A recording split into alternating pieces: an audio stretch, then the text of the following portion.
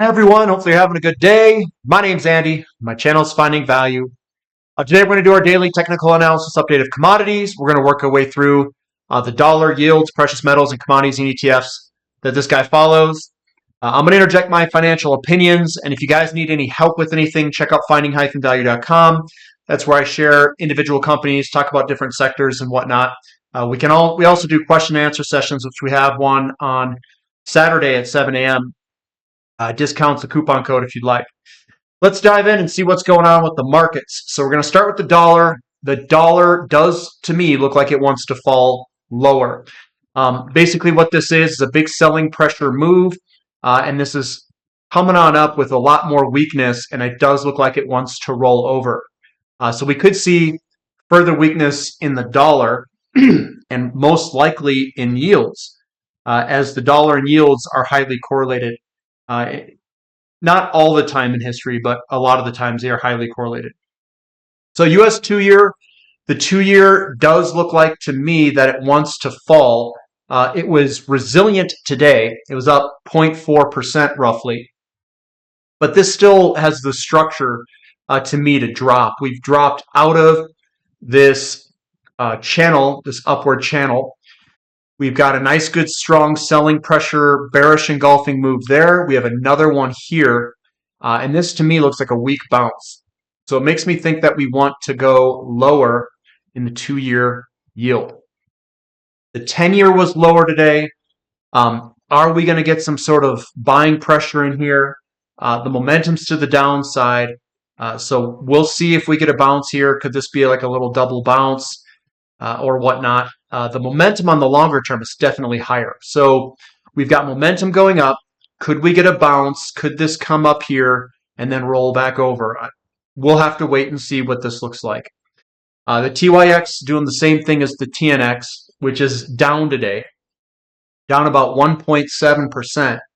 And we're getting to that maybe double bottom here. So we'll see if we get some support there or not.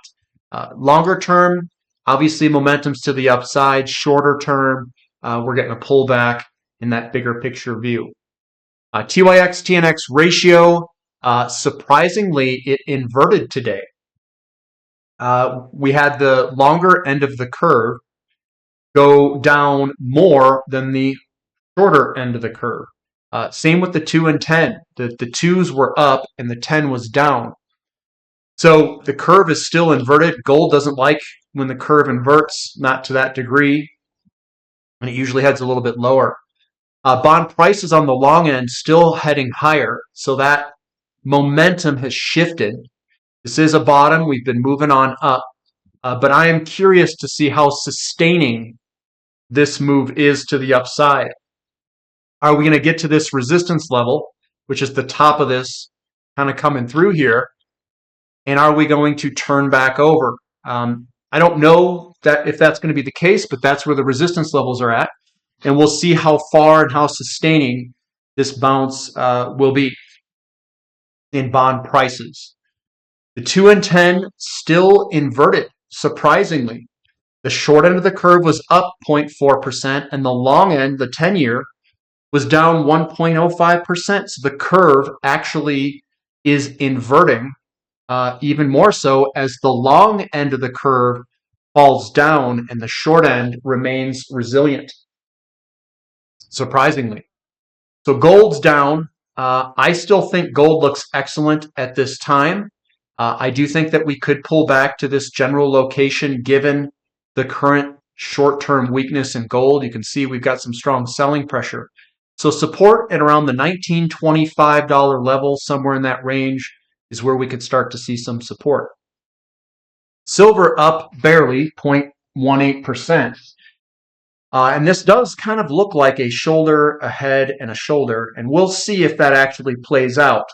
If it doesn't play out and we get more strong selling pressure, it's possible that we get back to the low $19 per ounce range and still be in a squeezing pattern.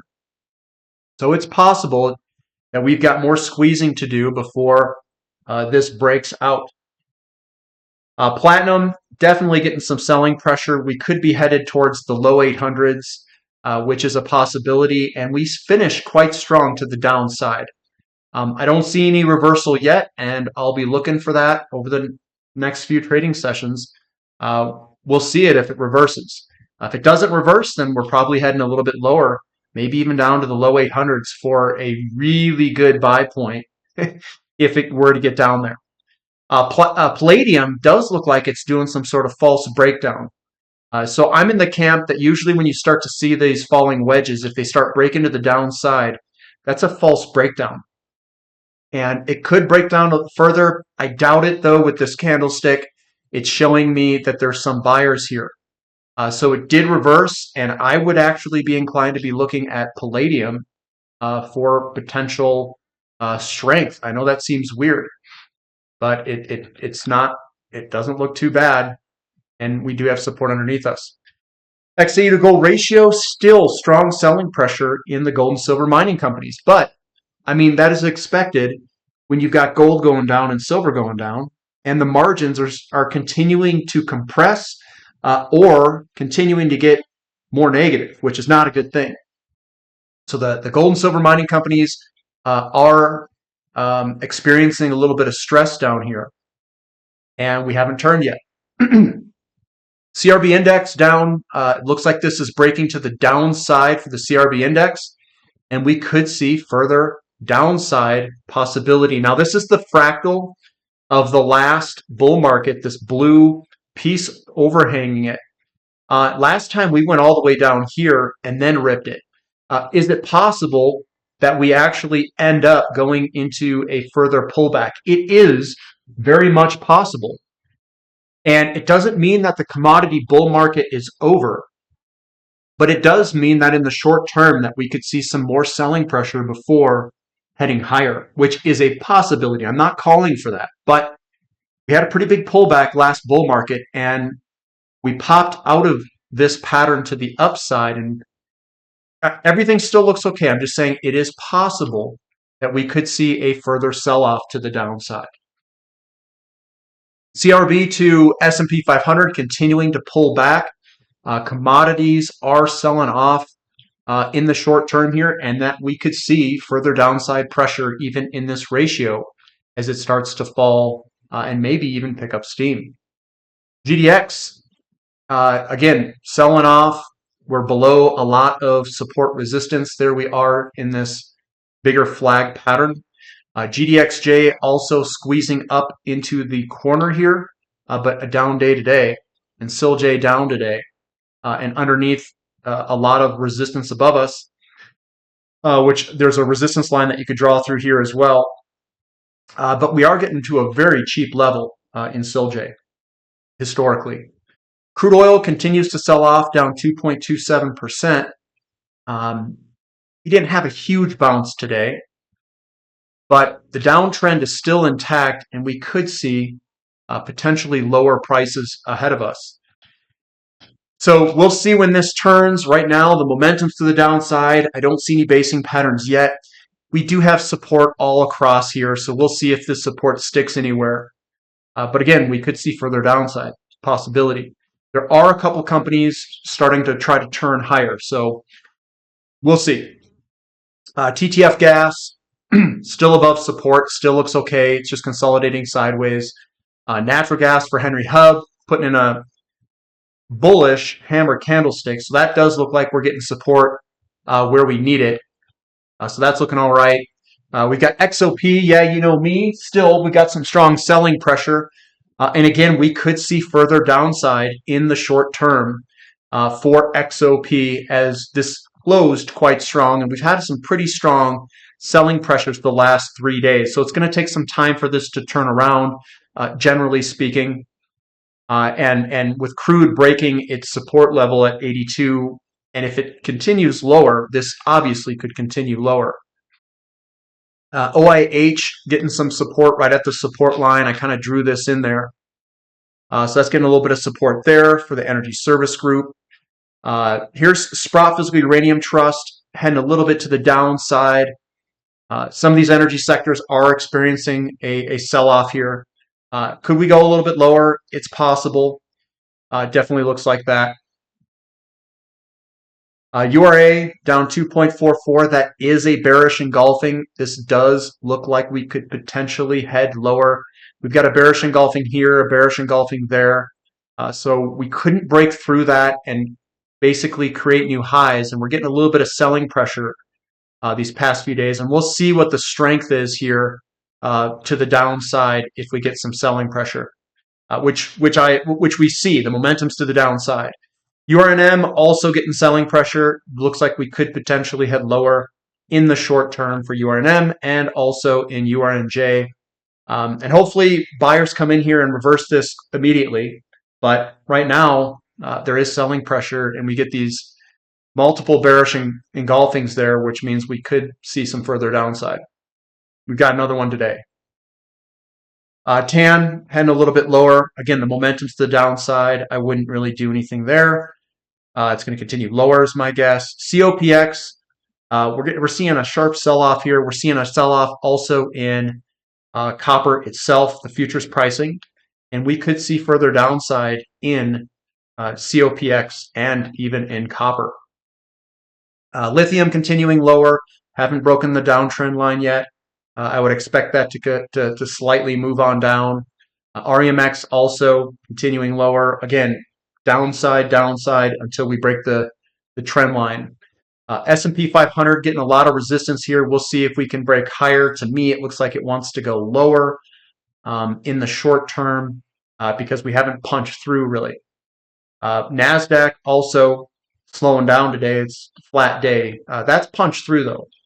So we'll see where these things go. KRE, it's still looking good. We filled this gap. I still think this looks good to go higher. Emerging markets also looking good. It doesn't look too bad. We're up against this resistance line, and we'll see if we can punch through that eventually. XHB also, I think it looks good, similar to KRE. You know, the downtrend line there is broken. It's not a professional downtrend line. There we go. Downtrend line's broken. We've popped up, and it's just moving sideways. Not much selling pressure. Still looks good to go higher. Moo is just consolidating sideways with the rest. It's possible that we do reach down to $69 into this corner here. We did see some strength in some of the soft commodities today. Copper heading a little bit lower. Today, it looks like a little bit more of a stronger selling pressure day. Again, I'm going to say it's possible that we could sell off here. We've been kind of just moving sideways, but we're underneath resistance and we haven't broken that resistance yet. So my guess is we could see further selling pressure. Iron ore is defying all of this. It wants to go higher. This thing looks fantastic to go higher for iron ore. Kind of a weird read when you've got iron ore moving up and copper moving down. Aluminum also right at resistance, but that still looks good to move on higher. So we'll see if we can punch through this resistance here, or if we're going to cycle back down and consolidate even longer. Baltic Dry Index up 2.4%, probably following iron ore, but that looks okay. I'll say that looks good to try to move higher. Newcastle Coal Futures up 3.25. That's good. I don't know. Let me see here. It is offset, and that does look like a bottoming pattern. So I'd say coal could head higher here. So that looks a little bit better, and we are getting some support right above support. Bitcoin moving on up a little bit, but still pretty muted to the upside there. Kind of a funky looking pattern there. Ethereum also, it's trying to move up, but it's a lot of resistance. That's why all the candlesticks are small. It looks very weird, in my opinion. But that's what we got for the markets today, guys. And, you know, I'm trying to put some sort of narrative to this to figure out, you know, what the heck is going on here. Maybe we do have a slowdown going on. That's why oil's pulling back. And some of these other sectors like copper's pulling back. I'm going to keep my eye on it. I don't have a totally good read on it at this exact time. We've got a lot of data where things are split. Like we've got low foreclosures, low all that stuff. Delinquencies are low, stuff like that. But we also have credit card delinquencies on that side moving on up. We're seeing problems in the in terms of repossessions and car vehicles and stuff like that, late payments there. There are things that are slowing down, like home sales. Obviously, volumes have tapered off, and that will have an impact at some point and a potential slowdown in some of these sectors. And we'll see if that remains or if it sticks, or if we can punch through and keep going. But that's what I've got for today, guys. Give me a thumb up for the content. Subscribe to the channel. Subscribe to the website if you'd like. We do have that 7 a.m. Mountain Standard Time Saturday meeting if you guys have questions for me directly. All right, we'll catch you later. This is Finding Value.